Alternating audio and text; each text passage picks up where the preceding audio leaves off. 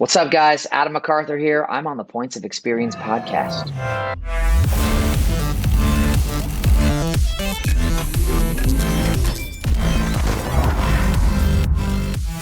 We have such a fantastic guest coming up today, and somebody who I knew seemed like a really cool person. And obviously, you see them on social media, and you have friends who know these people. And I've never gotten to meet this guest yet in person, and I still have yet to do that. But virtually, I got to sit down today with Adam McArthur, as many of you know, as the voice of Yuji Itadori in JJK, Jujutsu Kaisen, or Marco Diaz in Star vs. the Forces of Evil, and many other shows. I mean, he's been in Krampus, and the list goes on. A guy who's dominated both, on screen and now voiceover and anime, has a life of martial arts that we talk a lot about and how that influenced his life and career, starting out in a young age in the Bay Area and, coming to LA and really not only just dominating as a performer, but then finding their path as an entrepreneur and starting his own business and then continuing to start more businesses and seeing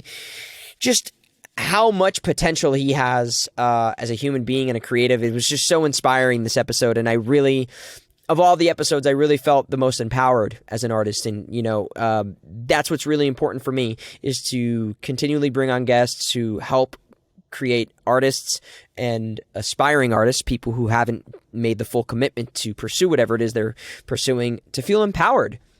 And someone who is as talented as he is and puts his heart and has an appreciation for everything he does, it was just so endearing and inspiring. So I won't hold you all up here. I'm going to get you to the good stuff. Get you to the good stuff.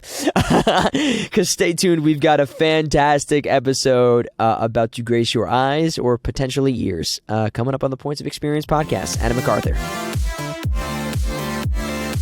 So you have to explain to me, how are you able to do anything related to voiceover if you have people demolishing or reconstructing walls currently where you are living? Is that even a possibility? It's happening in and around constantly.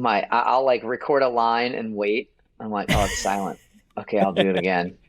Yeah, it's been the most annoying for audition sessions. I've been like able to just go into studio. The one thing that I like regularly do from home is I do all the promo stuff for Disney XD, like the channel stuff, like the coming up next on. And those sessions are so fast that like if they book me for a 15-minute session, I'm like, all right, it's probably going to take like 7 minutes. Like I can tell them like, yo, chill for a second and get it done. So yeah. Well, to me, that seems like a combination of somebody who knows what they're doing and also utilizing kind of those breaks in between the madness of what exists in life, because most people don't realize that, we're not in soundproofed studios. We're in our homes where we've made a studio or have a studio bricks or something. So we are very much at the mercy of the elements in the world that exists around us. Yes, yeah. Thankfully, I'm in a house, so I do have like some control. Like I know what days my gardener comes and things like that, so I can like avoid that stuff. But yeah, it's like a war zone here right now, to be honest with you. There's stuff happening in my house. The neighbor's house is getting completely redone. The neighbor across the street has a roof. Like literally my entire block has porta potties in front of their house.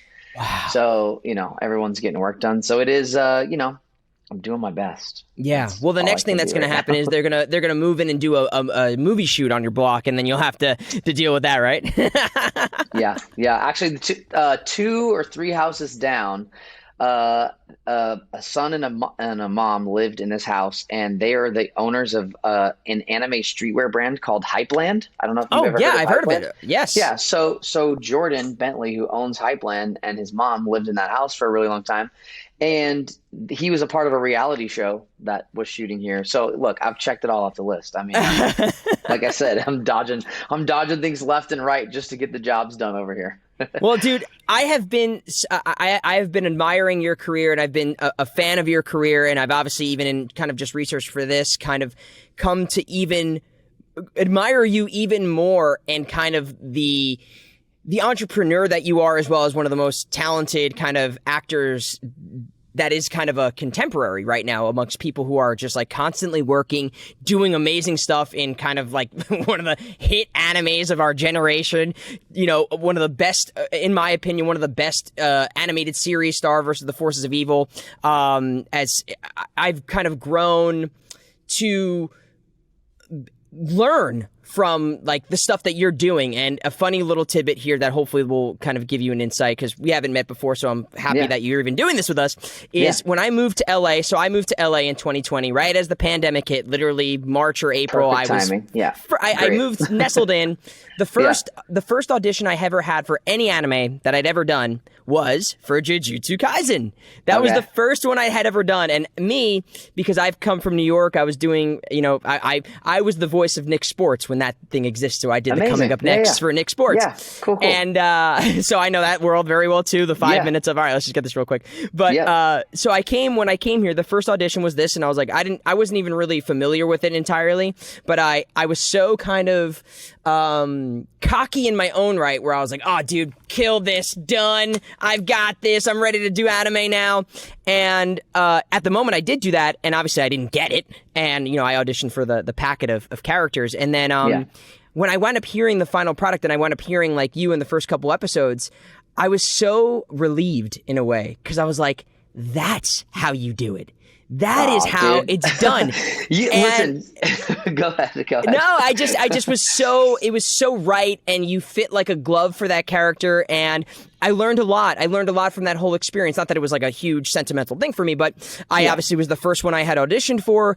It's an amazing show. I'm a huge fan of it, and you all do such a great job. We had Ann on a couple of episodes prior, and you guys are just such a great crew, and you have such a fantastic dynamic, and the way you play Yuji, it's just so endearing, so fun, and so different than the typical shonen anime, for lack of a better example too, because it takes from all those greats, and you guys just make it your own, even in your dub. And so sorry, a long-winded way of introducing my knowledge to you and kind of my admiration for what you've done. So you've been really a great inspiration. Well, I appreciate that. I mean, you really kicked this thing off with, I mean, I don't know. I'm so bad at taking compliments, bro. Thank you so much. So no, your words are really appreciated. Thank you so much. Yeah, I feel like I don't know. I mean, I've been voice acting now and acting in general for about 24, 25 years or something like that. And I mean, I don't know. I've had Bounty, and I've had nothing, and then I've had Bounty again, and then I've had nothing again. So I appreciate your kind words. I have nothing but like love and mutual respect for all of my voice actors and actor friends who are pursuing the same thing. But to your point too, yeah, I feel like we've been sort of in and around the same circles and shows. Have we been on anything? I have to look. I'd have to look. It's very possible.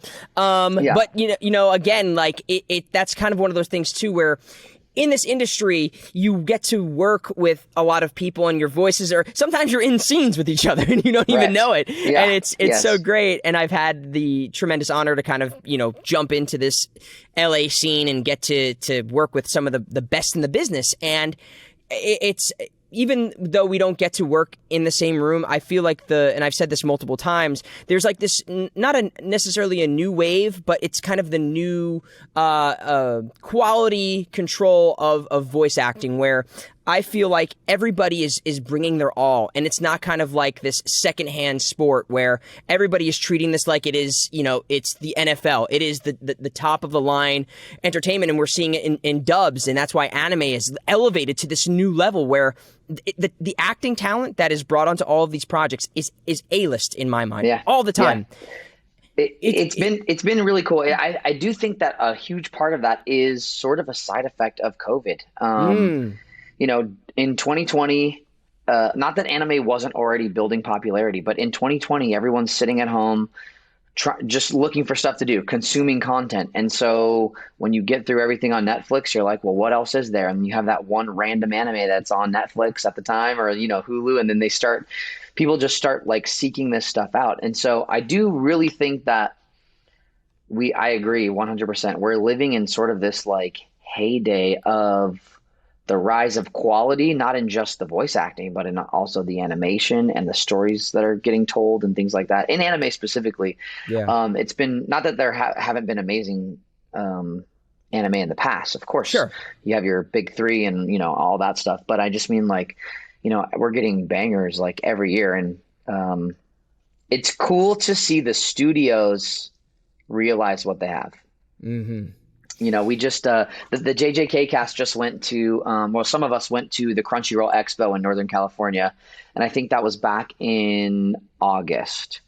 And then we did a panel on the Crunchyroll stage. There was like 1,000 people in the audience. It was amazing. And afterwards, I told my castmates, I was there with Anne and KG, who voiced Navarro and Gojo, and we got off the stage, and I was like, great job, you guys. Like, I'm so proud of you. We just crushed that. Like, we did. I felt like we represented ourselves really well. We also represented the show really well. And I think in a way that is new for places like Crunchyroll to see. And it's sort of the benefit of going through the Disney machine. Like, I've like been the lead on a show and had to go through like San Diego Comic-Con and like all the promo stuff with Disney and doing all that. And I mean, I don't know. I don't know why the like Crunchyroll and Funimation at the time like don't necessarily do it the same way. Yeah.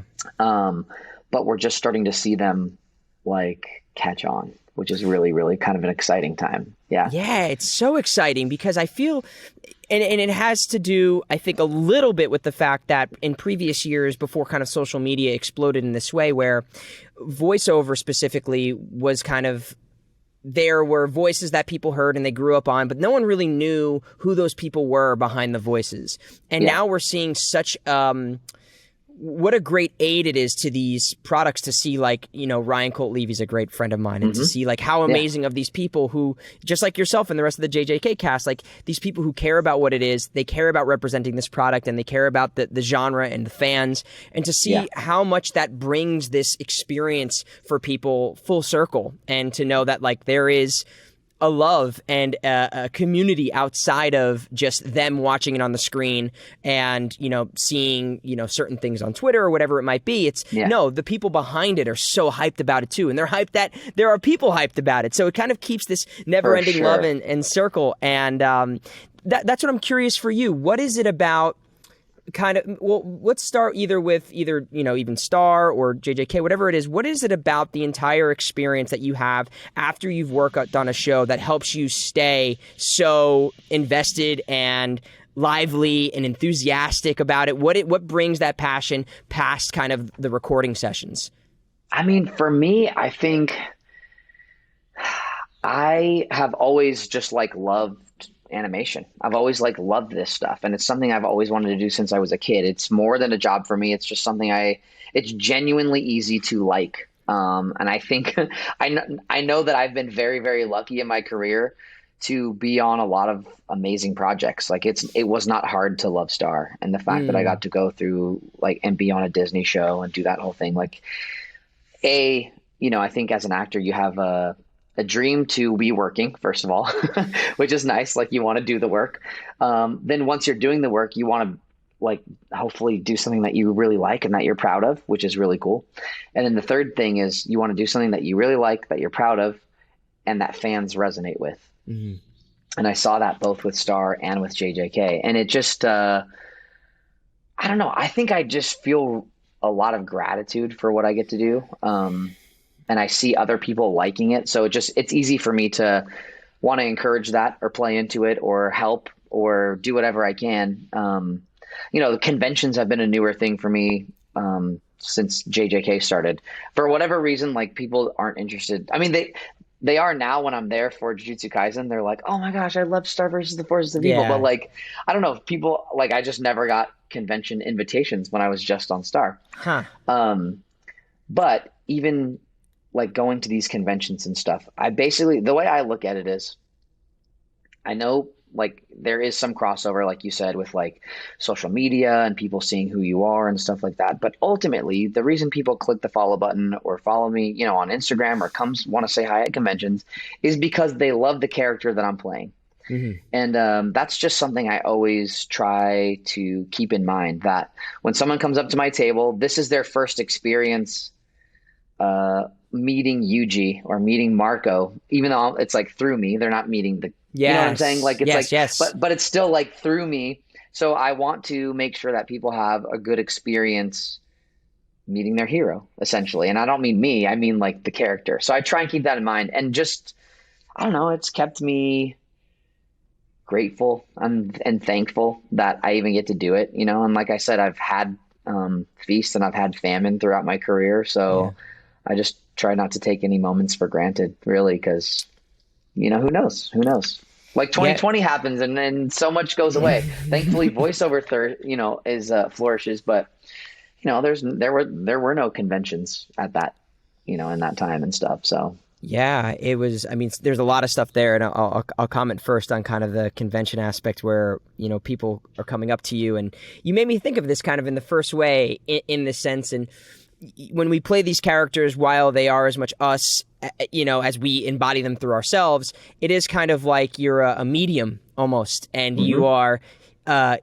The character exists outside of us, and we channel our version, or we figure out, we become the vessel, almost like in like JoJo's Bizarre Adventure. We got like a stand in us, and it's like when people come up to us, it's kind of like it's a way for them to communicate with this other being that isn't necessarily us. And it's important that people understand there's a separation between the character and us as people and actors. But that was the kind of the first time I ever really thought of it in that sense. And it's a kind of a way for like, okay, you want to talk to your friend real quick? Let me go find my friend in my commune, you know. It's a very interesting thing to say. And also you, one of the last things you said, gosh, I have to, it's going to fish around me. So I came from a world of on camera, and as soon as I moved out here, I thought that that's what was going to pick up for me. You know, I was doing TV and film stuff, and the last job I did was in March of 2020, and then I didn't work again until 2022. And that was like terrifying for that whole world of on camera, and voiceover thankfully was a good gift.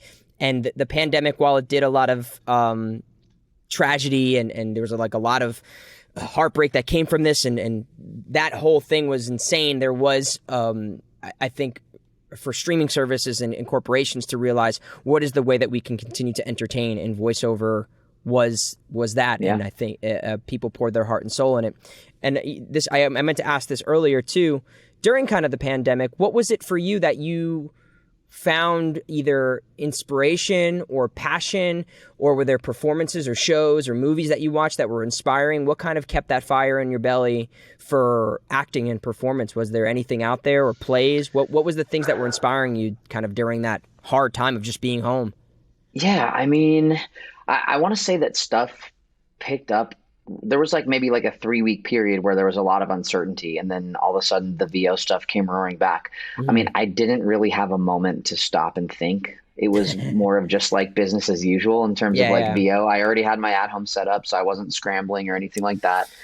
So that stuff was all ready to go. I mean, I love gaming, so like I was playing a lot of video games during COVID. What games? Because I'm a huge gamer too. Apex Legends is just it's like my jam. I have a crew of guys that I went to college with that still play PUBG, which I hate, but I play with them. I played so much PUBG back in the day. I haven't picked it up since though. It's just the worst. It's literally the worst game ever. It looks ugly. The mechanics are ugly. It's not fun, but it was good at the time. It was good at the time. No, there's something that keeps you coming back. It was just like, it just made, like, I never was happy when I was done. I'm like, why am I doing this? But my friends kept me coming back. Yeah. But yeah, I mean, I was watching a lot of like Naked and Afraid and Alone and like survival shows during COVID. Yeah. I think that's when like Tiger King had its heyday. Yeah. And then, but that's also when October of 2020 is when I booked Jujutsu Kaisen. Yep. Like that's when that whole thing started. And I think it was only my second anime audition. So Wow. I had a round for My Hero Academia. Didn't get anything on that. And then Jujutsu Kaisen came up, and That was that. All right. So I'm gonna talk about this, and then we'll jump kind of back to your. I love to talk to people about how they started and kind of how they got to where they are today. For hopefully anybody who finds themselves in a similar position that you were in when you were starting out, or finding yourself, that maybe they can go, oh yeah, that resonates with me. But first, just to talk about that JJK experience for you. Yeah.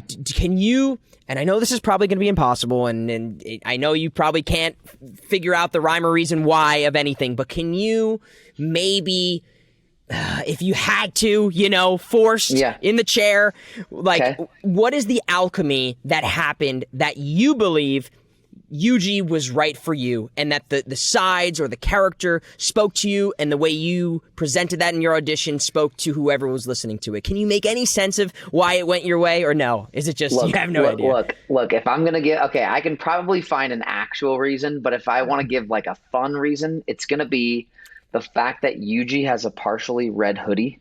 For some reason, red hoodie characters in general are characters that I book. I don't know what it is. No, I do think that like Yuji has a really interesting. He's like you said earlier. He's not your typical shonen character. Like all of the characters in JJK, they're just not. They're all very unique for the genre.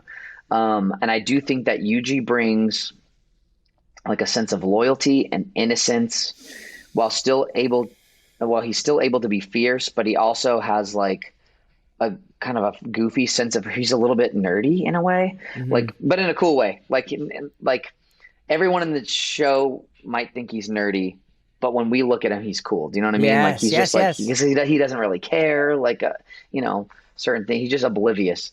And I just, I don't know if I feel like I had a good training ground because of Marco. Like Marco had a lot of those similar qualities, loyal friend, was like a ride or die for Star in Star versus the Forces of Evil. Like if he needed to do anything, and Yuji was kind of the same way. So I sort of just like understood Yuji right away. Yeah. But like you said too, I auditioned for the whole packet. So I auditioned for Sukuna, Gojo, and Megami also. Yeah. And I was doing a panel at one of these conventions, and someone was like, "Oh, did you guys audition for any other characters?" And I was like, "That's so funny." And when I got back to my room that night, I was like, "I want to listen to what I did, because I just don't remember." Yeah.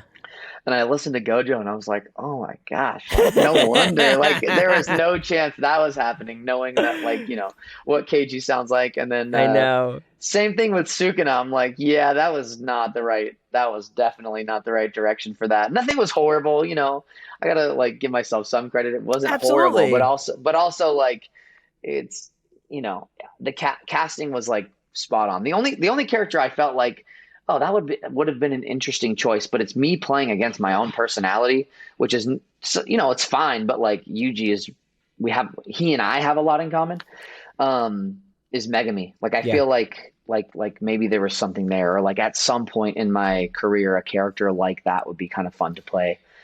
Like an Megami or an Aki in Chainsaw Man, those kind of characters. Yeah. Very intellectual, almost stoic to a degree, but and very fierce and combative, I think. That's so funny. Where do the things that you resonate with Yuji, and I guess what you're saying in Marco, where do those things resonate for you in kind of your own life? Obviously you said you're a gamer, so maybe that's where some of the nerdiness comes from. But where does the loyal friend and all that stuff come from? Is that just you having a really good group of friends, or where does that stuff resonate for you in your real life, that you're able to draw upon that, or where have you witnessed it in your life? Yeah. So I think, just by nature, I'm a pretty loyal person. I care a lot about my friends. The JJK cast will tell you that I am a huge fan of a group activity. So like when we're all at conventions, I'm like, you get to come, like everybody come and hang out. Like, I just want to make sure everyone's having fun. No one's left out, like all that stuff. If we're going to talk about like the tragedy of Yuji's life and like losing his grandfather and that whole thing, I've experienced tragedy in my life that has given me perspective from a really, really young age. Witnessed a death in the family at 11. That sort of just like set the tone for my life in a lot of ways. And I always wanted to do, besides acting, I always wanted to do martial arts. And after that kind of tragic incident happened, my parents put me in martial arts finally. So that was sort of like my second family, and just gained a lot of wisdom from my teacher about experiencing bitterness and how that helps you find comfort when things are uncomfortable, so that you can have perseverance and things like that. So again, these are all qualities that like and maybe it's just me, like maybe I'm projecting my own, that's how I'm connecting to the character. But I see those qualities in Yuji, and I see those qualities in Marco, and in a lot of the characters that I play when, I get these opportunities to play someone who I'm actually like getting time with. Yeah. Like, I started voicing on Star in 2013. The show came out in 2015, and we wrapped in 2019. So I was doing his voice for 6 years, and getting to know that character. Yeah. And, I mean, we literally just had the 2-year anniversary of the premiere of JJK, which is crazy. Yeah. I mean, time is literally flying. It's wild. I know. And even though we've done one season and stuff, it's cool to get time with these characters. And in the case of Jujutsu Kaisen, I read the manga. So like I am still sort of, even though we're not recording episodes, like I'm living with these characters and with Yuji and stuff as he goes through this like story. And it's fun. It's really nice because I've also experienced the opposite side where I'm like, what the heck? Like, I don't care about this character, but you have to find, like, you have to like figure out something, or there is nothing for you to even pull from. It's just like, like when you get the privilege of like a very juicy lead character that has a manga or whatever it is, you have a lot to sink your teeth into. So it kind of makes that relish a little bit more in going on that journey. Another thing too is I think what makes, because there's tons. I mean, you see how many animes come out every week, every month. There's just constantly something new coming out, and I obviously a lot of credit goes to the creators, a lot of credit goes to the writers, the animators. There's a lot of hands on deck, but I think traditionally dubs have always had like an uphill battle. But now I think people are really starting to see the love, sweat, and tears that go into creating these things. And it's those nuances, specifically like in JJK, that make it so good. And I see that in you and the rest of the cast, Robbie and Anne and KG. Like, it's these nuances in the performance that make it, like, obviously we are lending, our voices to these characters that exist, and we have inspiration from the origination of the voice from the Japanese or whatever it might be. But when we listen to these dubs that really have an impact, and you see it because of how successful they are, it's these nuances that you can't really just explain. And that's why I'm always curious, like, where are we finding these nuances? And it maybe for you, it's your life experience or the homework that you're doing, living with this character, mining for it time after time. Because we don't have the privilege of doing like a theater play where you're running the show 50 times before you say these lines. So it has to be nuanced on that first take, second take, or third take if you get it. And it takes someone who's really talented, who really understands the character to kind of make inspiring art under that constraint. Do you feel that? Do you recognize that is something happening every time you go into a session that you record? Or is it just kind of you have that symbiotic relationship at this point where you trust? I think I learned through my time on Star that trust is really important. It's interesting for slightly different reasons in prelay animation and like dubbing. So in prelay, when I first started on that show, I'm looking at a script and sometimes a storyboard, but usually just a script. And so I don't know what it's going to look like before before the show airs, it's like, is this going to be good? Like, am I understanding the vision? And so you really have to rely on your voice director and the creator and things like that. And it is slightly similar in anime. Sometimes, we go into these sessions and we're just thrown in and it's like, okay, and you're trying to put together the pieces, and maybe you've watched the episode if it's out and available, maybe you've read the manga, but sometimes it's like, I don't know, you just don't have time or you don't know. It's like, there still has to be an element of trust that the director has taken the time to understand the bigger picture and can kind of guide you into that. But I do feel like I mean, I do feel like it took me a couple of episodes to warm into Jujutsu Kaisen, for a lot of reasons. But I also feel like once I kind of got settled into Yuji, that I just understood where he was coming from. So I could watch I could watch the pre-roll, or I could watch it real quick and then, felt like I could deliver something that was close, and then let the director kind of hone it in and stuff like that. But, yeah, I mean, that's kind of with any show, even Prelay. It's like, Yeah. if you go and watch the first episode and then you go and watch the last episode, like Star, if you watch the first episode of Star and then you go and watch the finale in season 4, Marco sounds a little bit different. And I think that's just, you get comfortable with the character and all that stuff. And I think, it's nice that, we are elevating the quality of these dubs, and everyone's elevating. Like the directors are elevating, the actors are elevating, what the companies are wanting is elevating, and then you're seeing this sort of like, what's that saying? The rising tide raises all ships. Yeah, yeah. And so everyone's just like firing on all cylinders and stuff, and it's like I said, it's just a really cool. It's a really cool time for anime. I mean, I do feel like in end of 2019 is when I was kind of like, wait, why don't I audition for anime? That's weird. And then I was like, oh, okay, I get it. A lot of it's non-union. That makes sense. I've been working union since early, like 2001 or something like that.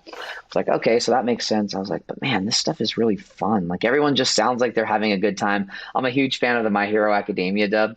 And, Oh yeah. yeah, there's like do you watch Oh My Hero yeah. Academia? Yeah. Okay. I'm So all like caught up. the overhaul, Mirio, Deku, basically like that arc, and the end fight and everything. I was watching it and I'm like, these people sound like they are having a blast. And it was Yes. before I knew Rico and everybody, and Kellen and stuff. And so I emailed my agent and I was like, look, I know we don't really like do anime, but I would love to maybe explore doing anime. And that the person I emailed was actually not an agent at the time. He was an assistant, and then just like took that and ran with it, and has since like Zeno. He represents Zeno Robinson, who's Oh, so he was talks on My Sam? Hero Academia. Yeah. Are you also? No, but I know him Okay. very well. I had a Okay. whole process when I moved out here. To Got it. Yeah. Okay. Yeah, no, Yeah. that's crazy. But yeah, the quality is insane in My Hero. Yeah, it's amazing. So it was basically like my inspiration for like, wait, what the heck? I want to have fun too. And then, see, I told you I like a good group activity. So I was like, they're doing it, I want to do it. And then, Colleen sent out the first round of auditions I ever had. And yeah, then after that, it was Jujutsu Kaisen. So Crazy, so I crazy. know. And Yeah. I feel like you have a very, for anybody listening, I know it sounds like in the way that we're talking about this, probably like, it just kind of happened. But this is somebody who has been working diligently for a very long time, understands how to do this. And it takes a while to even find the comfortability in the way you understand an audition, let alone read it. So I feel like it was kind of like great character meets somebody who is right to do these type of roles, and understanding the genre. It takes really a lot of hard work and understanding. And I wanted to comment on something too. Can you expand a little bit on when you were talking about getting comfortable in the character? Obviously, I'm going through something similar right now on a project I'm working on, but can you expand upon what it is exactly that you feel helps you get more comfortable with a character? Is there anything that you can tangibly say that like, this was something I was struggling with and then I figured this out, or I let this, whatever it is, can you just kind of touch upon that? Yeah, I think it kind of comes with the freedom to allow yourself to be who you are in the booth. And, for Jujutsu Kaisen specifically, when we first started recording that, we were recording from home. So in 2020, so it was still kind of new for me to do something like as big as a series. Sure. It wasn't just like a little commercial or a promo thing. It was an entire animated episode. So it was a new studio, new director, new genre, new project, new character, and it was everything all at once. And so I would not consider myself an anxious person. Like I would never say like, oh, that gives me anxiety or this gives me anxiety. Like I've been through so much in my life that I usually am just looking at it with a calm perspective. Yeah.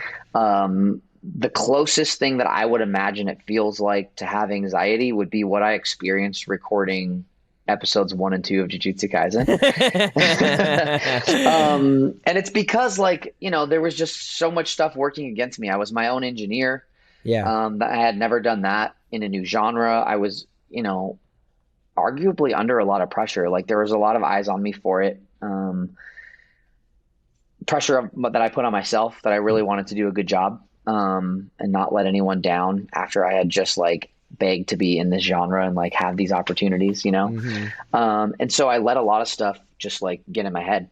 And so it took me a minute. Yeah, like it's interesting, working with directors you've never worked with before. Maybe their style doesn't vibe with you, or maybe you don't necessarily agree with some of the notes that they give and things like that. Like there's lots of different stuff that went into, especially the first couple episodes of Jujutsu Kaisen. And for me, what helped me feel more comfortable with the character was just time with him. So like literally just like doing the sessions, getting a few under my belt. Source material was amazing. Also enough of the subbed episodes had come out that I was starting to understand what they were going for and the tone of the show and how they were presenting the story. And I think if you go and watch the dub, that like the first couple episodes, like I feel like you hear the cast settle in around episode 4. And then by episode like 7 or 8, you're like, okay. And then it just keeps, I think we all keep getting better throughout the series. Someone asked me recently, they're like, oh, do you watch your work? And I'm like, oh yeah, for sure. I watch it just cause I don't know. I don't have like, I'm not weird. Like it doesn't make me feel weird. Like, oh, I'm embarrassed but I also am critical of myself and Yes. I want to hear what I'm doing, but I'm not going to beat myself up about it. What's done is done. And, I think there is something totally valid about just doing your best, and maybe some things aren't perfect and whatnot, but like whatever. Nothing is perfect. Anyone who's listening, nothing is perfect. Exactly. When you watch back those episodes for the first time, are you watching from a sense of like reviewing the game tape as if you're an athlete? Is that like the lens that you're watching it through, or is it you're trying to enjoy it and like appreciate the work you did? More of like, let's watch the game tape.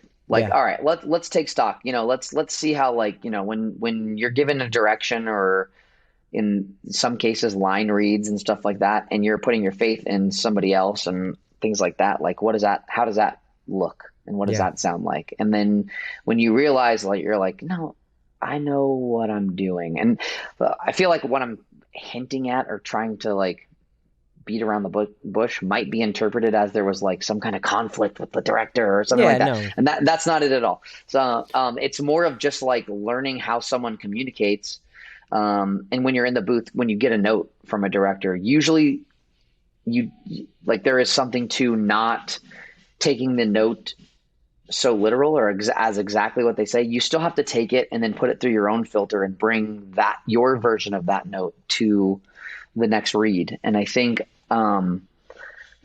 a few episodes in, I just felt more empowered. I felt more empowered to trust myself. And I was like, what the heck? I'm all worked up about all this other stuff, and I forget that I know how to do this. Yeah. And so I just started letting myself do it. And it felt a lot better. It felt a lot like performance-wise, I feel like it was much stronger. It also just felt better, like as a human being, like I wasn't beating myself up, and I was beating myself up a lot for the first couple episodes. Yeah. Well, there's a lot of appreciation that goes into you saying that, because it just shows how much you cared about the product of what you were doing, and it cared about the character and everything. So yeah. I understand so well what you're talking about too. I worked on a project where it wasn't even the director. I was working on something, and an engineer just had a lot of technical comments about certain things that were happening. Like there was like things happening on the microphone, like for lack of a better, like it wasn't mouth clicks, but like to the degree of being like, oh, that popped, or this was a mouth click. And I've never experienced kind of like the oversaturation of like problems with every line that came out of my mouth. And I wound up getting so on myself about every second performance. And I'm like, at this point, I'm not even acting. I am just trying to technically not allow allow whatever the thing that is happening that I feel like is showing these people like I can't do this job. I don't want that to happen. And I knew like in the moment, like that sounds like shit. I'm not even doing a good job. And the crazy thing that happened after a session or like a half a session of that, like really beating me up and me going home that day and like talking to my fiance and being like, I don't know what this person's problem is. They have it out for me. They want me to suffer this whole session. And I don't want to say anything. And I don't want to like make a big stink about this. And I'm sure that they're only looking out for the best integrity of the project. So I said, you know what? Next session, I'm just going to go in and I'm going to ignore that I ever heard that. And I'm going to focus only on the acting. And miraculously, when I focused only on the acting, none of those problems happened anymore. And I don't know if it was a problem with the mic. Maybe this is all in my head, but it was so much more enjoyable regardless to know that the thing that I can control is the homework I do and the care that I have in the moment for that. So it's, 100%. There was one studio I worked with throughout COVID. And literally every time I did a session with them, they were like, your noise floor is too loud. It sounds like your air conditioning is on. And I'm like, again, I'm in a house, so I don't have to worry about apartment noise. I live in a fairly quiet neighborhood. Yeah. My closet is completely sound treated. And I had been doing all the Disney promo stuff that I do. I did a Disney pilot during COVID. I did like a ton of live action dubbing. I did a movie. I don't know. I was literally constantly working, but anything with this one studio was like always something. And they were like, well, we'll send you a kit. And then they'd send me a kit and I would just be like out in the open and they'd be like, oh, that doesn't sound as good. Let's go back to the original. And I'm like, please just let me act. I know. I'll literally take a COVID test every day if I can go into the studio. That's actually what I ended up doing for Jujutsu Kaisen is the first couple episodes. Like we re-recorded them. They had a technical issue on their side. So I had to go in and re-record episodes 1 and 2, and I just started taking weekly COVID tests. I was the only cast member who ended up going into the studio to record. They let me do it, which was nice. Wow. Yeah. I mean, the freedom that you have from relieving yourself of having to worry about if you're going to peak on a line or if this is not whatever. It's a lot. And there's almost a requirement now that never really existed of having an understanding of working within a DAW, working with an interface, understanding really good mic technique, understanding the mic placement, all of these things that are now kind of a requirement if you want to have a very lucrative career. Because sure, you can work and you can go into the studios when the opportunities come around, but there's going to be a heck of a lot more studios that can take on more projects because they can say, yeah, we'll hire some remote directors, we'll hire some remote actors, and we can do it like that. And it's just a very different sport than it was originally. When I started out in New York, you know, I come from the world of, and I miss this part where you'd go on auditions and you'd see all your kind of friends and peers in the audition room.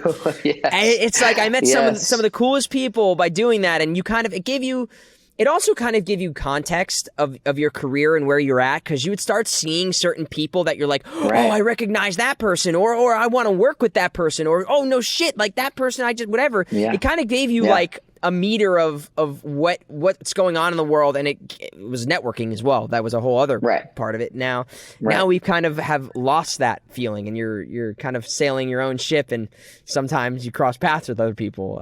Do you have that same kind of feeling about the industry at this point? Yeah. Yeah. Like I really cannot wait if it ever happens, especially for on camera stuff to come back.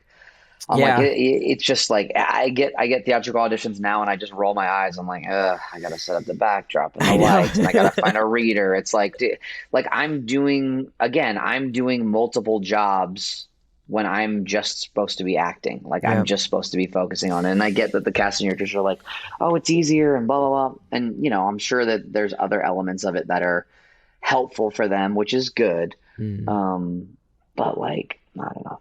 Just like, I had an on-camera audition recently, and I'm very lucky because I have a fiance who's always, and Allie, it's like I told her the other day, I'm like, you don't get enough credit. The people, the partners of the people who have to like, scenes, like those people do not. And I'm very like, I'm like a I'm just very intense about it, the whole process. I want to make sure everything's perfect. I literally like she brings it like she's acting in this movie with me like as I'm doing it. Like we're performing this as if it's not an audition. So she's just as dedicated to the project at that point as I am.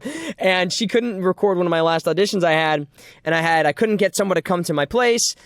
So I wanted a good actor. It was very important that my reader was good, because I was like, I don't want this to, like, I want to have someone to work off of. I just want to do the best that I can do. So I had a buddy who I had to set up the iPad. I had to make sure that the camera was facing me. I was in frame. I wasn't peeking or whatever. And I also had them record their audio into an interface so I could edit their audio so it didn't come out of like a shitty camera, because I wanted to make sure it was like the best of everything. And you know, we're not getting paid for these auditions, but we have to treat it with that kind of care to kind of stand out and just let our, now we have to worry about, is the resolution good versus whether or not am I as compelling enough to portray this character?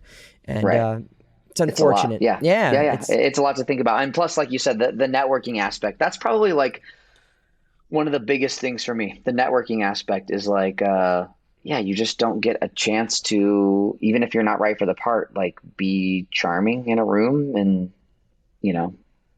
have them think of you for something else. You're relying on agents and stuff like that, which there are a lot of great ones, but there are a lot of not great ones too.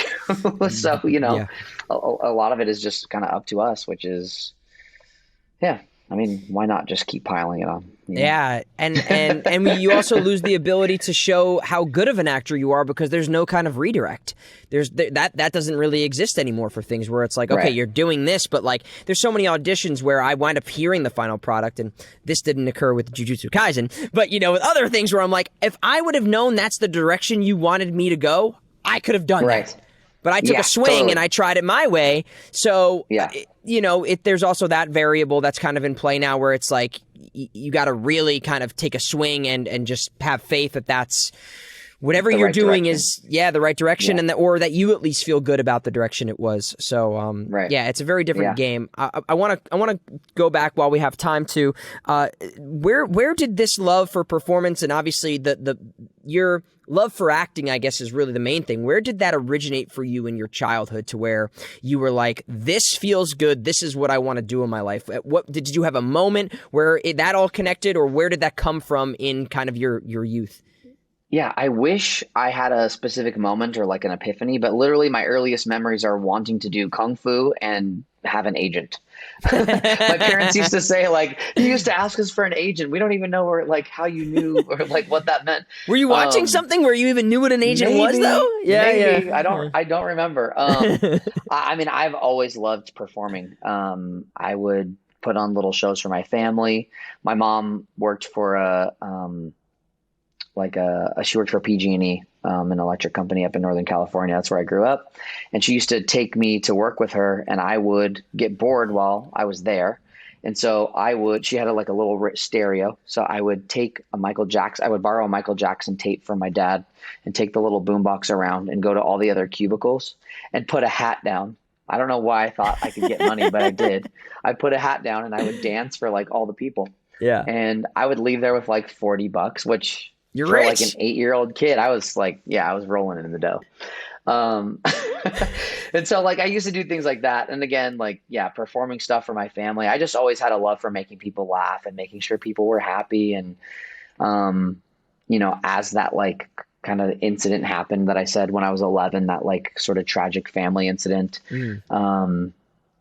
even more so then, it's like I would see my mom sad or my dad sad, and I would want to like make them happy and stuff like that. So I just always would, put on a show and be goofy. So it's just something I've always really wanted to do. To this day, making people laugh. I think too, that's also why I won't take it for granted, the meeting people at conventions and hearing people's stories of like why a show means something to them or why they, resonate with the character and stuff like that. Like, it's just, it's the whole point. It's the whole reason to do it for me, Yeah.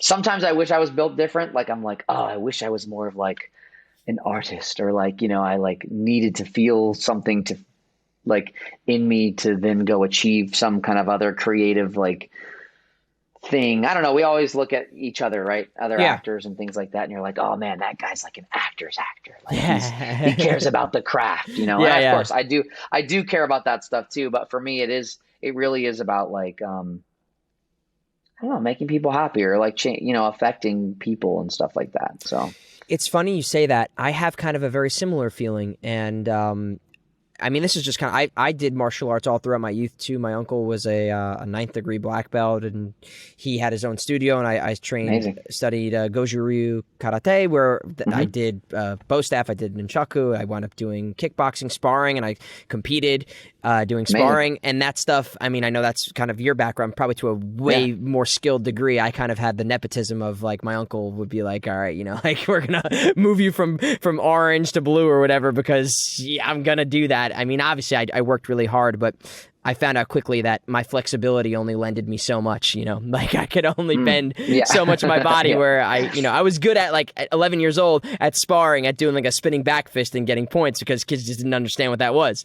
Yeah. So, I have that same appreciation, I think, is really something in martial arts where you have a respect for your sensei and you have a respect for the dojo and you have a respect for the form. I got that, a lot of that. I'm curious if that's what you got from your experience with martial arts, is like a real dedication, focus, and respect in that sense. But also, maybe this was true for you too. I know this is going to be a two-part question, but I grew up a lot on video games and cartoons and anime, and I had that. I was kind of like a latchkey kid in the sense where those were the things that I was growing up on. It was like my connections with these characters and games and movies and whatever it was, where it had such a profound impact on my life that I wanted to give that same impact and also tragedy in my life. Like I wanted to make sure that if this is something that can make somebody else feel good and get them to tomorrow and like make like even a portion of their life. Like, I mean, I still have like Funko Pops of these characters that I've grown up on around me because it makes me feel good. And if I can do that to somebody else, be a part in any way, it's like that to me fills me more than like, man, when I cried in that scene, dude, when I let that out there, I mean, I care about it too, and I'm a very big advocate for the arts in that sense. But this feeling that somebody having a thing like this in their home and like they look at that and that makes them feel better is way more gratifying than how the hell I feel about a performance. But I know that's a kind of a layered question, but if you will. Well, I mean, maybe we're sort of lucky too in that we're at the point where we're working on things that people are seeing and we're getting that feedback, But I do think that the craft and the act and like learning how to act and be an actor comes first, Of course. So maybe part of it is like, we've been doing it for a while and we have the luxury and sort of the privilege to know what it feels like to have been on something that like affects people. So we can kind of like let that be the thing that we're sort of enjoying or realizing after we've put all the effort in acting wise that like, oh, this is something I can enjoy also later on in your career when you've like put in the work, Yeah, no, that's important that you make that distinction. I mean, I didn't mean to make it sound like, screw the performance part. I only care about the royalties of it. Yeah. But no, that's because it's very, very, I mean, listen, I'm an obsessive over I've read so many books and trained my whole life, and that's important. And as if, someone who's worked as hard as they have for you, I just want to make that clear to people who are pursuing this. It's like, we're very lucky to get to a position where anybody can even have this moment where like you can have that impact on somebody. And it's a very small percentage of the career. The career of an actor is a lot of, especially voice acting, is very journeyman like, where you're doing things that nobody sometimes ever even sees or hears. But anyway, if you continue. And then to the portion of the question about like the martial arts stuff, I mean, I feel like so many of the life lessons that I learned ever have come from martial arts. My teacher put a lot of he just put a lot of like training and teaching wisdom. He imparted a lot of that to me. I come from a school that taught both Chinese martial arts and judo, so a Japanese martial art. But my teacher was from China, and so it was a very old school. I was literally the only Caucasian person in the school for a really, really long time. And there were some that came and went, but like as far as like the people who stuck around, like I was pretty much the only one. and he had disciples, like so literally like what you see in the old school kung fu movies. Yeah. And so I was number 11. I was the 11th one. I was 11 of 13 disciples, and so we just got a lot of like extra special training and things like that. So, I mean, I've literally gone through so much stuff with that I don't know. I feel very, very lucky, even though as hard as it was at the time. Like I got shingles when I had my black belt exam because it was so stressful. Like as a 17-year-old, 18-year-old kid, like we went through like some stuff. And yeah, one of the last things my teacher said to me before I moved to LA. So I started acting when I lived in Northern California in like the late 90s. Mm-hmm. And worked a bunch up there. And before I moved to LA to like, really like go get the dream and like really pursue it, I remember he stopped me and he grabbed my face, and he used to like he would always like put his hands on our face and then like slap like pat us like this, but then he would always stop and like go like grab our earlobes too and then keep slapping us. It was just like a thing that he did. And so I remember him slapping my face and he said number 11, and he would grab my ears and he's like, someone has to do it, so it might as well be you. Like right before I left. And I was like, and I've just always kept that mentality, like the ebbs and flows of the actor's journey. You can quit at any time. You can find success at any time. You never know when it's going to come. But I always try and remember that like someone has to book those jobs. When I get an audition, like someone has to get this. There's no reason it can't be me. There's no reason there at all, like unless I give them a reason. But yeah, the whole point is we're giving them a reason to do it. So yeah, it's just helped me like hang in there, I guess. The people always say like, what's your biggest piece of advice for becoming an actor? And I'm like, perseverance. Yeah. Like literally just being around long enough that in 15 years some casting director's like, dang, I've seen his name submitted for 15 years. He's not quitting. That's something. I want to meet him. Bring him in. And then 15 years into it, you have an opportunity, like you just don't know. So, my people who are kind of getting started or like, earlier in their careers, I always say, do whatever you have to do in order to do what you love to do.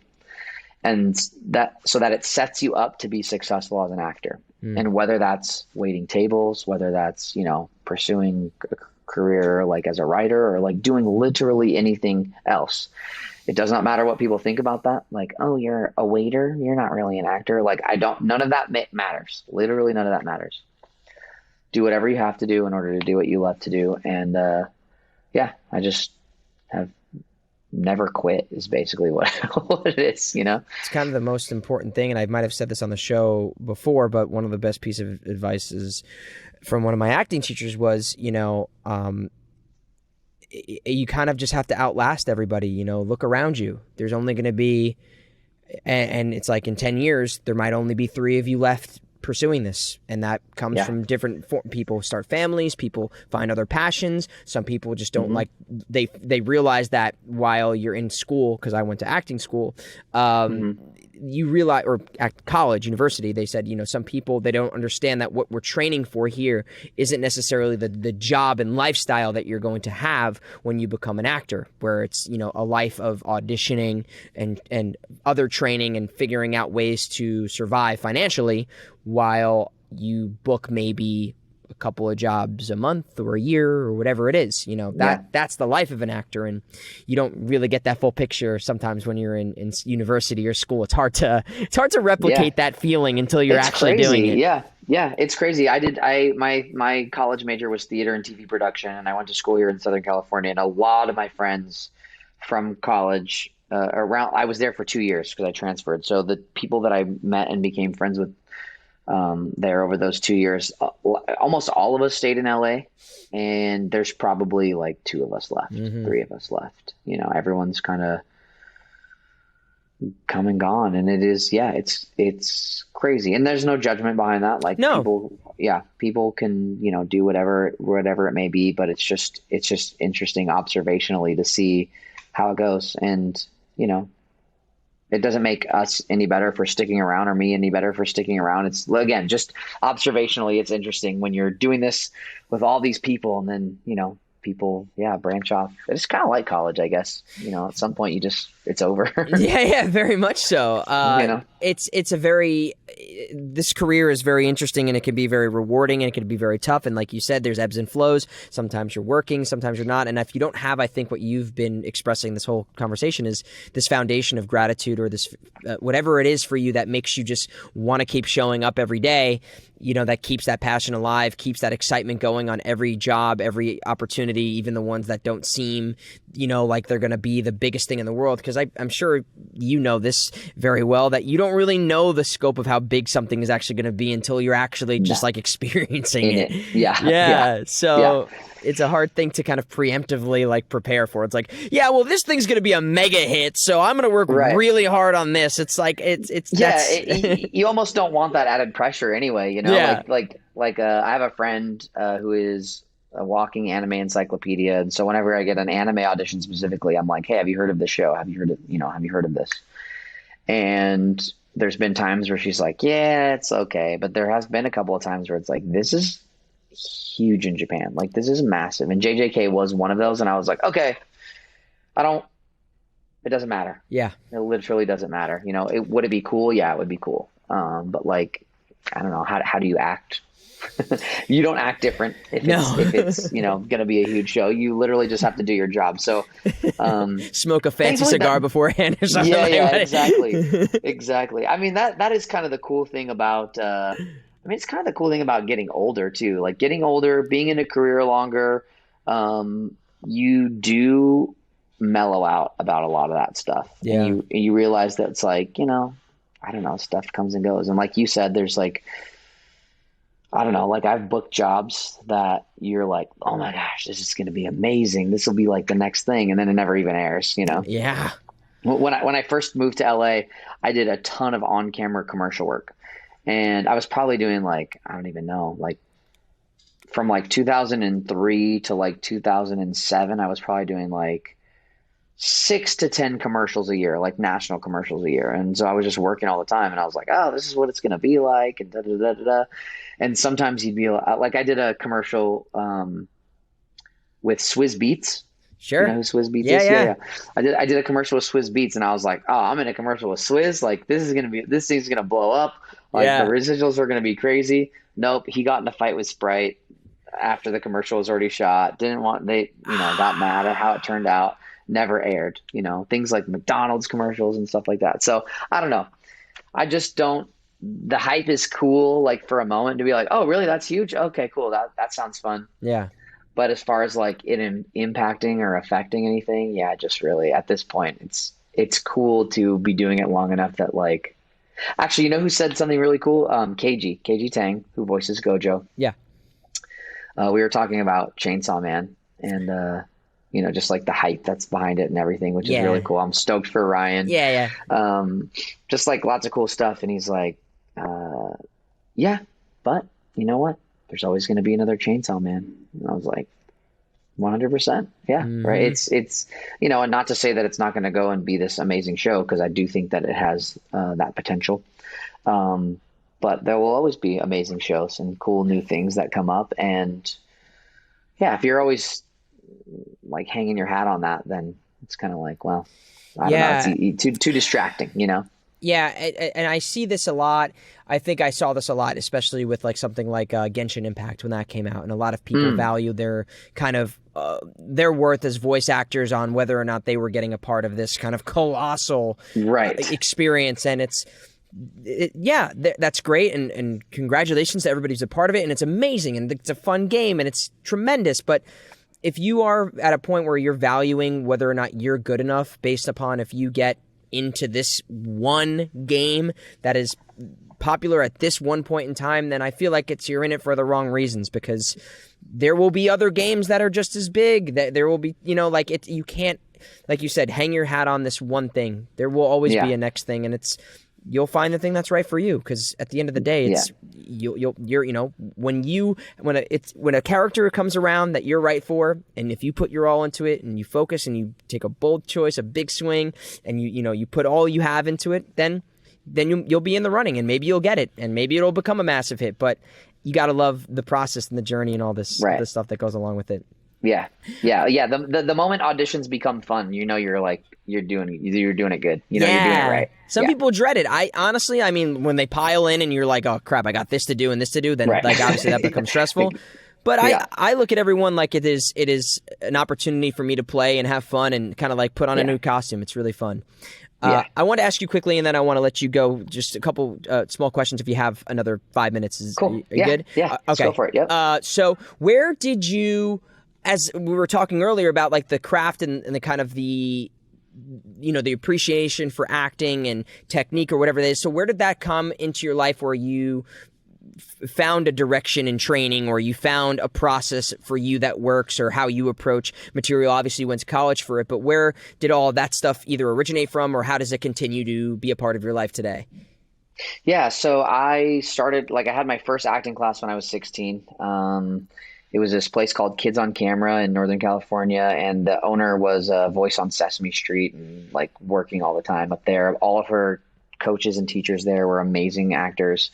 And they sort of taught everything. Like you went through like a commercial intensive, a scene study, you just kind of did everything because the market in Northern California is small. So like everyone kind of does everything. Yeah.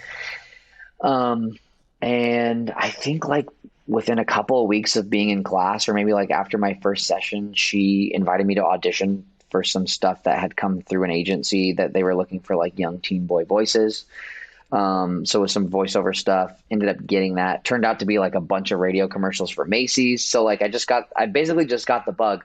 But a lot of what they did in these classes at that school specifically was improv based, which was just super fun because it was what I had always done for my family or whoever, like goofing around and making up characters and stuff like that. So that was something that I really resonated with. And then I basically just never stopped. Like I took classes until I turned 18 and then had to go to adults on camera, which is like they transitioned you out. Yeah.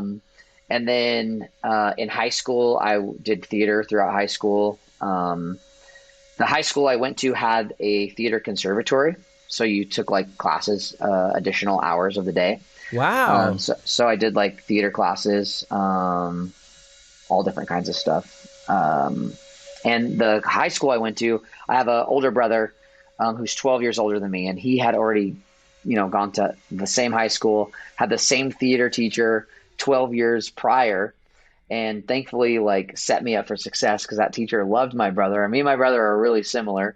So I just started doing improv in high school through the theater conservatory, shows, everything like that. And when I graduated, did theater all throughout junior college. There was an amazing Korean War vet theater teacher, like old school theater teacher at the junior college I went to in Northern California. He was amazing, learned so much from him. And then basically, decided that I wanted to do it in college, which now I probably would have done like business or something. I don't know. Yeah. But I loved my time. I went to Pepperdine, which is here in Southern California. I just basically never stopped. And then when I moved here for college in 2003, not only was I taking classes in school, but I also met my then manager here in LA for on-camera stuff, who had an on-camera class that he taught at his studio. So I jumped in that class right away. And I basically just never stopped taking class. I'm not in necessarily like anything regularly at the moment.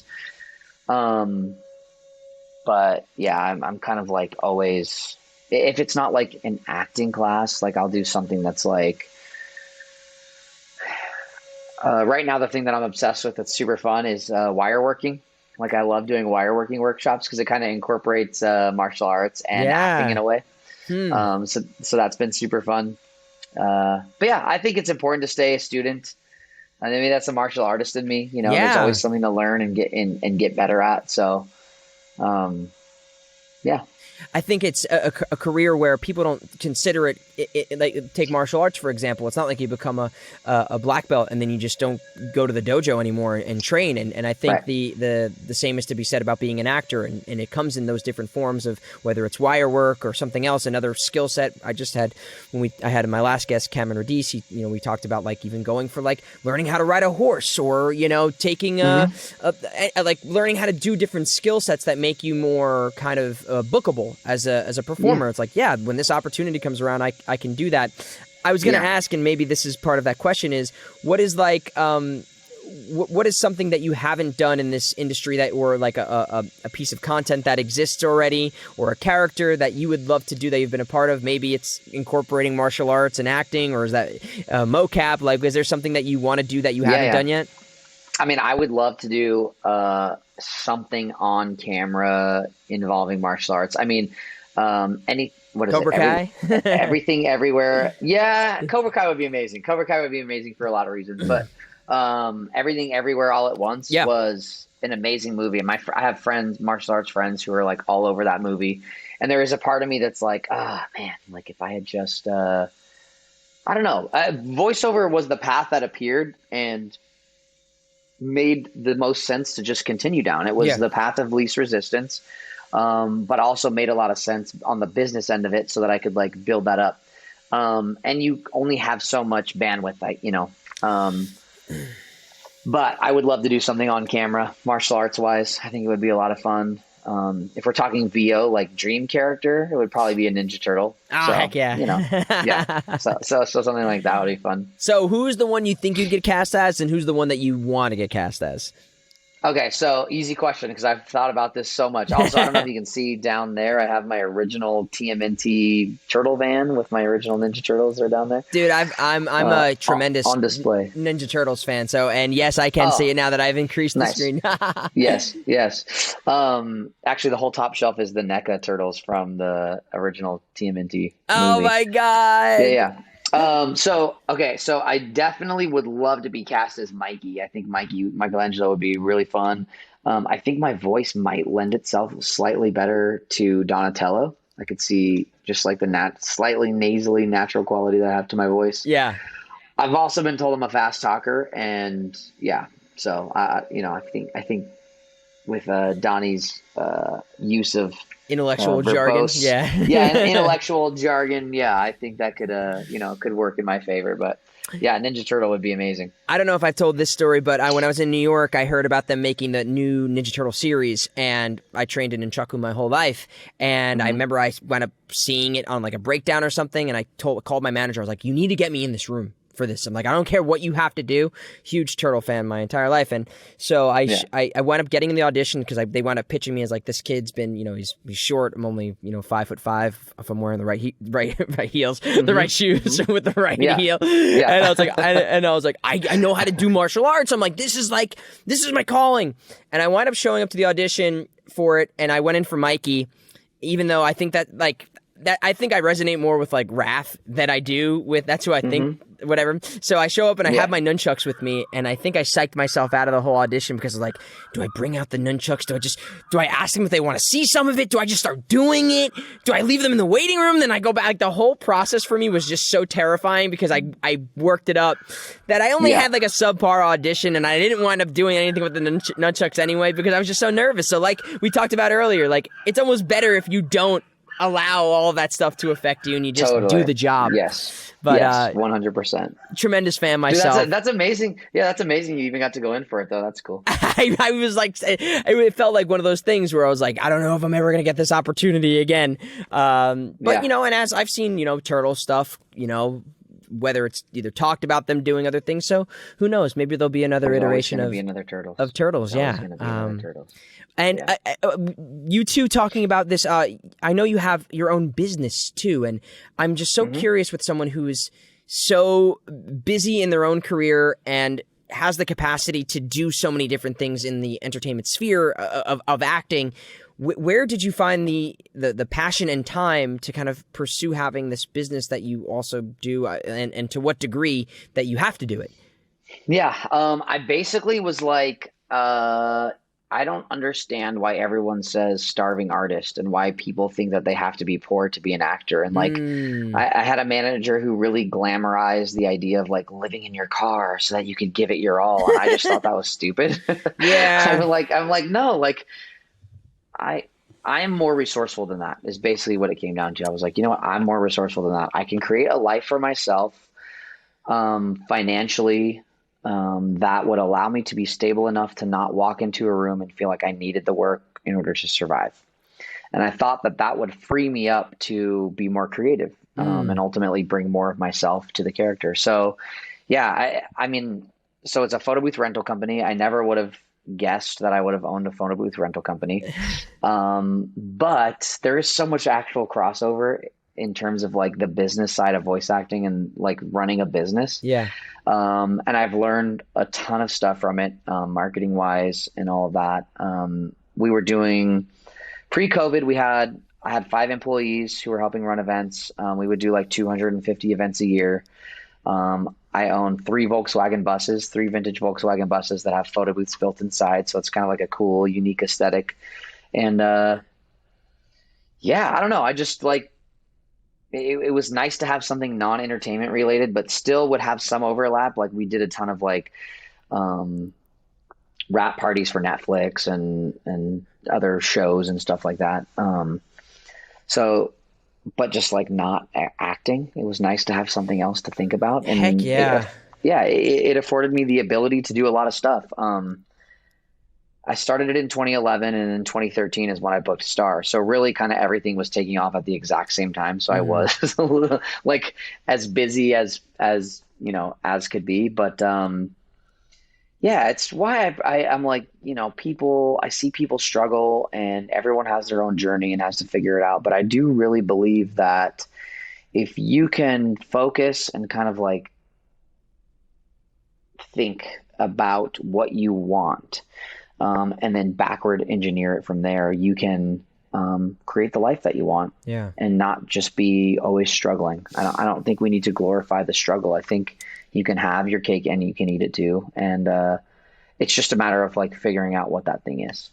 Absolutely. That's so important. I think there Yeah. is that kind of I mean, most movies are made about that point in someone's life where they're like eating the dirt and they're, truly struggling and then they come out on top. And I love a great underdog story. I love a Oh great, yeah. those are really inspiring. But the reality of it is especially as an artist, as an actor, you're going to be, unless you decide to take your career in your hands and write your own stuff or produce your own stuff or become a director. But it's kind of the same sentiment where if you are doing that, then you're becoming an entrepreneur. You're starting your own business if you have a production company, whatever it might be. And if it's something that Yeah. can afford you the freedom financially to pursue the arts, which is, oftentimes what we're saying is people saying, I have a project and I heard your audition, I like you for it. That's a Yeah. very much something that's out of your control more often than not. So if the finances can be covered, whether or not you book that job that's coming up, I just think that gives you that freedom to be more creative and going to those auditions saying,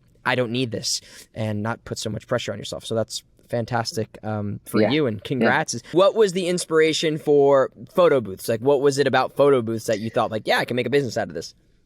Yeah, so my college roommate and his wife at the time became wedding photographers about an hour and a half north of LA. And their mentor was like, "Oh, you should start a photo booth company as a part of it." And he was really busy. I feel like, sorry, I feel like my seat like lowered or something. I look really short. His mentor was like, "Oh, you should start a photo booth company. It's a really nice like side business that pairs well with the photography, and you can make some extra money." And so he bought the equipment and then realized that he just didn't have time to do that portion of it. So I was like, "Hey, well, why don't you book them? I'll drive up and run your events on the weekend. You can pay me to run them. That'll just be like my side job." And so I did that for about 6 or 8 months, and then I was like, "Hey, what if I book some events down in LA when your booth's not in use? Can I borrow your booth until I book enough events to save up for a booth, and then, I like don't need it anymore?" And he was like, "Yeah, sure." So I put all of the business processes in place for him to run his company, the photo booth side of his company. So I kind of knew everything, and then Yeah. started booking events down in LA. And then I just did things right. and got lucky and really started to like, yeah, I just started to book stuff right away. And the company just kind of took off. I mean, we went from, we doubled in revenue from the first half year. The next year we doubled in revenue of what that entire year would have been if it had just been a double year, or, a full year instead of 6 months. And we basically just kept doubling every year. Pandemic hit. 2021, we were kind of back almost to where we were pre-pandemic. But I had lost staff, so I was like rebuilding it there. Yeah. And then now we're still firing on all cylinders. I am selling the company. So the company will be sold as of Jan 1. So, I'm very excited about that. It's going to be it's going to be purchased by a husband and wife who have been employees since 2018. Yeah. So they're buying the company. They'll be able to take it over and run it and be amazing because they're the ones already doing all the work right now. So I built this cool thing, going to pass it off. They're going to take over. And then I'm going to be starting something else that's more in line with this like VO world and conventions and like merchandise and things like that. So I'm really excited. It's going to be fun. Wow. I've literally, I feel like I've gained so much knowledge from doing, from owning that company and having it for 11 years, that I'm seeing gaps in businesses that are in the industry that I feel like can use some help. Yeah. So I'm excited about it. That's amazing, and congratulations twofold for selling and starting whatever you're going to be working on next. I'm super excited to hear about it. Thank you. I'm sure a lot Thanks, of dude. I'm sure a lot of what your success was from was your ability to market. Is that true? And where did you get that knack for like understanding how to market something? Because that has a kind of a crossover with voiceover in a way. You're marketing yourself as a performer to these casting directors and stuff. Where did you learn all you needed to do to get the word out about your company and make it successful? I literally just would Google. I mean, I literally was like, oh, I wonder how this happens. And then I would YouTube it or Google it. And I just trained myself. I mean, I didn't have employees for the first probably, let me think about this, probably 4 years. I did everything myself. So every event I was there, all the emails with the clients, creating the graphics that were on the photo strips, literally taught myself like Photoshop, like learned how to do everything. Yeah, I don't know. I don't know where it was, just curiosity, I guess, or like a lot of how I think of stuff is like, okay, where do I want to be? And then let's work backwards from there. Yeah. So for example, for the photo booth stuff, I knew that a lot of people were doing the same thing. And the industry was sort of just looking kind of crappy, to be honest. And I was like, okay, I want something that is aesthetically what I would like. So I want it to be either like cool or unique, but I really love like a vintage aesthetic. So I was like, let me lean into the vintage aesthetic. Like, how can I do that? What kind of client books my services? In my mind, like what kind of client do I want to book my services? What kind of price point do I want to be at? If I'm at a higher price point than everyone else. Like, so a lot of people in the industry, photo booth specifically, it's like, oh, that guy charges 900. Let's charge 800. And for me, I don't like this mentality. I'm like, oh, you're charging 900, then I'm going to charge 1200. And I'm going to look like I charge 1200. And people are going to be like, oh, well, that's only a $300 difference, but look how much better that looks, So this was my whole thing. So I was like, okay, what kind of client do I want to market to? Like who is it's my company's called the Booth and Bus Co., like the Booth and Bus company. So like, who is the Booth and Bus Co. client? And it's like, a higher end, not just wedding clients, but we've done a ton of corporate, literally like any big corporation you can think of, like Amazon, the Googles, like the Netflixes, like all of them. We've done events for them. They like this like sort of I wanted a California vibe because we're in Southern California. You can do weddings year round. Our like wedding season is a really long time. Yeah. So I basically just decided like how much I want to charge and who I want to market to. And then I worked backwards from there. So I'm like, okay, if I'm that person, I want to go to a website that looks higher end. And I don't mean necessarily like fancy, but just in line with the other vendors that are in that price range and stuff like that. So, yeah, and have spent thousands of hours probably at this point thinking about all this stuff in terms of like, when you read verbiage on our website and then you get an email from our company, is it like, oh, we're this glamorous thing and we're so cool, boho chic, California vibe on our website? And then you get an email from our company that's like, what's up? I'm Adam. Yo, do you want like a thing? Are you interested? Question mark. It's like, no, the dialogue that you communicate with has to um, coincide with what you're representing on your website so that every tiny step of the way is building confidence in your buyer or Yeah. your customer so that then they feel like, oh, this is the one for us because everything is just dialed in. And so, yeah, I mean, I am very excited to take some of this stuff and implement it into the VO world. And I've got sort of this like four component thing that all funnels into like, again, working backwards. Like what do I want to do? Yeah. I want to work more. I want to do more VO. I want to have those opportunities and those jobs. So like, okay, what are things that I can do besides, doing good on my auditions and trusting my agents to get me copy and stuff like that? What are those other things that I can do? And just, it, there's like, yeah, there's just, I mean, there's so much, so many people can have so many different things, and it could be something like having a podcast or producing content on TikTok and stuff like that, but which are all very valid. And for me, it's like, okay, I think a lot of people's mentality with that is like, oh, I have time, I want to stream, or like, they get an audience from anime and they're like, oh, if I start streaming, I can bring that over, and that's good. That is good. But what is the end goal? Like, what is your Mhm. goal? Like, what are you working backwards from? Otherwise, we're spinning our wheels and we're getting tired and there's no point to it. Yeah. So like, I like to figure out like, what is the point? Why am I doing this? What is the reason that I'm going to put effort into streaming? If and if I don't know, then for me, I'm going to get burnt out, or I'm just going to be like, I don't have a point. 100%. With the photo booth company, the point was never like, oh, book this many events, or it wasn't like about the money or the end result. It was more about like doing good service and creating a good product that people will be really happy with. Mm. And so, yeah, I don't know, dude, the business side of stuff, I really like.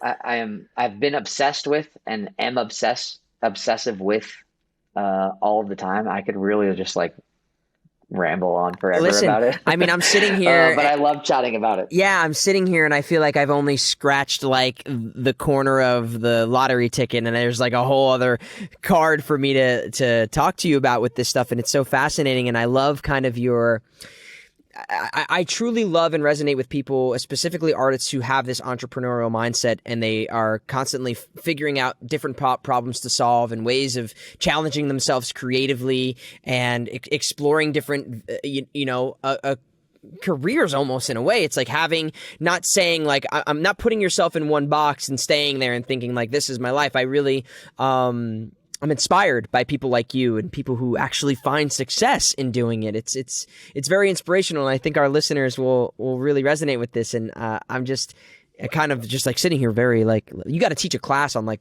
like the art. You got to what's funny is I'm actually on November 1st. I'm teaching a building characters through improv VO workshop. But I was thinking about it, and I'm like, I mean, I love teaching improv. It's going to be really fun. We're going to have a great time. But I was also thinking like, man, I really care about my peers too, and there aren't many classes where as a pro, you see your peer and you're like, oh, I'm going to go take Adam's class, But I do have a heart for this business stuff. And I really do feel like there's a lot of ways, a lot of my friends and people that I care about, who I see working regularly and who have a foundation, who could level up, who could just level up certain things, by having their business, almost their business plan. It's almost basically making a business plan, which we don't do as actors, because it's just like, I don't care about the business. I care about the art. But you can do both, and it can still be art. That's what I love. Yeah. It's like the business side of it, there is an art to it. There's a finesse to it. I had dinner with KG the other day, and he was like, I've never met anyone who can convince somebody to give them something better than you can. And I'm like, it's not like a smarmy salesman thing, but it's just like I get that, like, I don't know, I get what people want, or like what people want to hear, not want to hear, where I'm like, I'm not like placating to them, but like, Yeah. yeah, it is an art, but it's a nuanced thing. And I think, yeah, we can like elevate the whole thing, by treating ourselves as a business, and not in the weird corporate way where it's like, that turns people off, but in a way that is also fulfilling artistically. I'm so excited. I cannot wait to hear more. I'd love to talk with you at another point in time about all this stuff. It just sounds so fascinating. Sure, it's yeah. it's I mean, what you're saying, we talk about the business of acting here every episode. It comes up, and how important it is to treat yourself like a business. You are the CEO, the face of the brand, and if you don't have the tools, the mindset, the skill set of understanding what it takes to run a business, then I don't know how long-term and how fruitful you're allowing your potential to become. You can work and you can do that stuff and it can be great, but then things can dry up. And then it's like, then what are you doing with your money? Then what are you doing with your time? So this is, I love this. It's an amazing mindset. And I love just people who preach kind of that lifestyle, especially as an artist. So this has just been so fantastic. Thank you for coming on and awesome. sharing so much. Yeah. Dude, so nice to finally meet you. Yeah, thanks for having me. This has been awesome. Likewise, yeah. Hopefully we can cross paths in the RL sometime soon. We have one question that we ask our guests before we let them go, and this can be relevant to business. It could be relevant to acting. It could be relevant to anything, and it's a tough question. So just bear with me. Okay. Because I'm sure there's many, many, many things you could say here. But as the nature of this show, the Points of Experience podcast, was there an experience in your life or an experience in work, career, hobby, friends, family, whatever it is, an experience that kind of stands out to you that you either learned something from or it challenged you in a certain way that left an impact on you, an experience that you had went through in your life that you learned a lesson from, or you had kind of an observation about that you think our listeners here might benefit from hearing from and saying, oh, wow, that's an interesting lesson or an interesting point or an interesting experience that you had that they can, make their own kind of inferred opinion about or learn from it specifically. Yeah. I mean, the experience that sort of like created the epiphany that then turned into me starting the photo booth business and having this whole mindset shift, it's kind of a simple experience. I just was taking time for myself. I was feeling a little overwhelmed, so I went paddleboarding. And I was paddleboarding in Marina del Rey, and I was traveling, like paddling around all these yachts. And I was just thinking, like, man, who owns these things? And somebody has to own these things. Somebody knows what it feels like to have the money to purchase these. And I've sort of told this story before in other places. So the difference that I'll say is like, at that time, I was doing the actor thing where you would do a job, book a commercial, and then you would get on unemployment. Book a job, get on unemployment. Mm-hmm. And that was during the Obama administration when how much you got weekly from unemployment was higher. So it was like, it was like $450 a week or something like that. And, I just, while I was paddleboarding around, I had this thought of like, I'm wasting my own potential by accepting what's easy and what's comfortable. Mm-hmm. And so in that moment, I kind of challenged myself to basically go home and cancel unemployment and then like figure it out.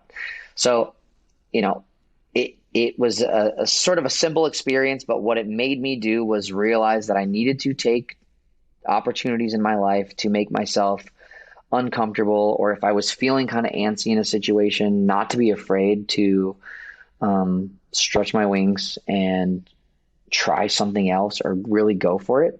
And it's something that I try and do even now. Like when I start feeling complacent or I start feeling antsy, I'm like, all right, what can I do that's like something I've been putting off, or something I've always wanted to do, or just something that might be a little out of character. Like I have never been the person who like emails casting directors out of the blue, like, or been like, hey, just wanted to send you my demo. I like updated it. It's been a while since we've worked together. Like I've never done that, but like doing that, so it could be anything. So yeah. hopefully that was a that good was answer. everything I wanted and more. Thank you so much. And Okay, sweet. it's inspiring to me. So that's that says a lot, because I think most people are navigating the world, and they think that they have to stay, like I was saying earlier, within this lane or in this box that they've created for themselves, or they feel like the industry is creating for them, when in reality you have all the tools and the strength to just say, F that. Yeah. I can do this if I want to, or I can challenge myself to try this. And maybe you fail at this thing, and then you learn from that failure, quote unquote failure. It maybe not being monetarily profitable, let's use as a better way of framing something. And you can try something else, and you learn, and it's the same for every industry. And I love that mentality, and it's something that I can continue to learn from myself, and I try to constantly get inspired from as well. So hearing these words from you is extremely reinforcing. So thank you for sharing them with me and with everybody. And of course, it's been a true pleasure to chat with you, man. It's been a real great. Where can people go and find more information on specifically the class, but anything else that you have going on? Or is there another show out that you want to plug? Or is there a convention you're going to? Anything that people should be going to and visiting besides, following you on social media, which is the obvious? Yeah. So social media, I'm at NinjaMac everywhere. So it's NinjaMac. Gosh, oh man, shows. My schedule is insane. So when will this episode air, do you think? On Tuesday, so the 25th. Next Tuesday. Okay, cool. So this coming weekend, I'm in Phoenix, Arizona at UwuCon. Then I have one weekend off. Then I'll be in Portland for KomoriCon. Then I will be at Anime NYC in November. After that's Thanksgiving. Then I'll be at Anime Frontier in Dallas. And then something else is in the works right before Christmas here locally in SoCal. And then take a little break, come back after the holidays, and then we hit it back again January 5th through the 7th at ALA, which is Anime Los Angeles. So you can come and see me at any of those shows. I post about all this stuff on my social media. Of course. So people can come there and see stuff. But yeah, I mean, I'm in between a lot of stuff right now, or the whole NDA thing. But I'm trying to think if there's anything that I should be plugging. Just go watch JJK. Go watch if you haven't watched Jujutsu Kaisen, go watch Jujutsu Kaisen on Crunchyroll and Hulu. HBO Max is still on there. We got season 2 of Tokyo Revengers coming in early in the new year and stuff like that too. So yeah, it's exciting. There's lots of exciting stuff coming. I'm very, very fortunate. Amazing. I'm so happy for you, and I'm so happy for all the success you've had and you continue to have, and I'm excited to see all the new things on the horizon. I'm just very honored and privileged that you took the opportunity to come on the show and share your story and your wisdom with us, and we hope to chat with you again soon. This has been great, dude. man. Thanks for having me. No. Appreciate it, dude. Thank you so much. Adam, thank you so much, man. Dudes, this episode took a turn in such a fantastic way that I wasn't really expecting. I knew obviously Adam was a talented actor, from all the stuff he's done, but just how inspiring he is as a person, as an entrepreneur, as a human being, as an artist, and everything that he kind of puts his all into. It was so cool to hear his endless thirst for stretching his wings. It's really admirable. And I sit here now feeling so empowered as an artist, as a human being, to kind of take control. And I hope everybody else listening here feels that same way. I've started my own businesses before. I've, started a website and demo reel companies, and I feel like a lot of people limit themselves by thinking they only have to be this. And if you only want to be that and you are content with doing so, whatever that is, if you're a baker or whatever, whatever the thing is, but specifically for artists where it is kind of, you're at the mercy sometimes of getting employed by other people in a freelance basis. There is a lot of power to be taken back with, learning things on YouTube or finding there's always room for another business opportunity to be told. What is something that you're seeing in your life, a hole or a void that isn't being serviced? And I think that's what he did, and he's continuing to do. And I think people in different industries, whether you're like a graphic artist, is there not a website where graphic artists can meet people to do certain things, or if you're, anything. I think there's just any hole to kind of fill, and what ways can you service or be a part of that solution. So, yeah, I'm a huge JJK fan. I got to get the rest of the crew on here, but yeah, he's just such a great guy. I'm so glad we got to have this episode, and thank you all for listening.